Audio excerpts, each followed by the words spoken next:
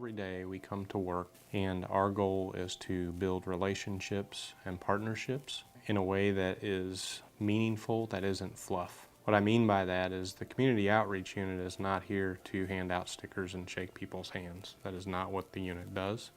The reality is that we have police officers in parts of town that have really seen crime issues, have had issues with distrust of the police, they've had issues with distrust of their neighbors, and all of that really has caused the quality of life in those neighborhoods to go down. In 2015, the City Council identified a strategic plan they wanted to implement. They went through the Phoenix Stress Index, which is a measure of about 133 different criteria, very few of which have to do with crime. They measure things such as who's late on their light bill, which schools have kids failing tests in the 3rd grade, and they identified 3 neighborhoods. We call them our strategic neighborhoods. Those neighborhoods all scored within that stress index as needing further investment by the city.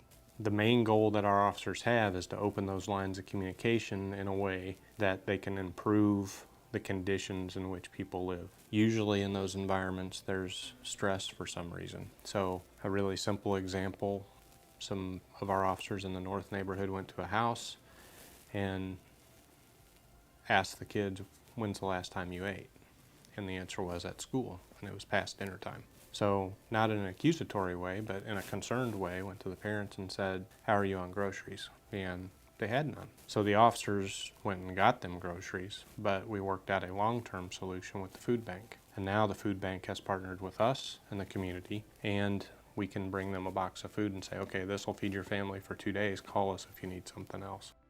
The reality is that right here in Boone County and throughout the 32 counties that the food bank serves, 1 in every 6 adults and 1 in every 5 children is struggling with access to sufficient nutritious food. It takes so many different partners to be able to make this work that we do happen. We could not do it without those community partners like the Columbia Police Department, who are helping us to identify where there is need and working with us to be able to eliminate that need as often as we possibly can. This is a 3-year project. So far, there's not a lot of data, but the data we do see is encouraging. Those 3 neighborhoods, calls have gone down significantly. There's some promise that our crime rates will go down. And these were the areas that had the highest rates. These are the areas that some would have called crime-ridden. You know, there are a lot of different definitions of community policing, and really it's just the cops being part of the community that they police. It's really that simple.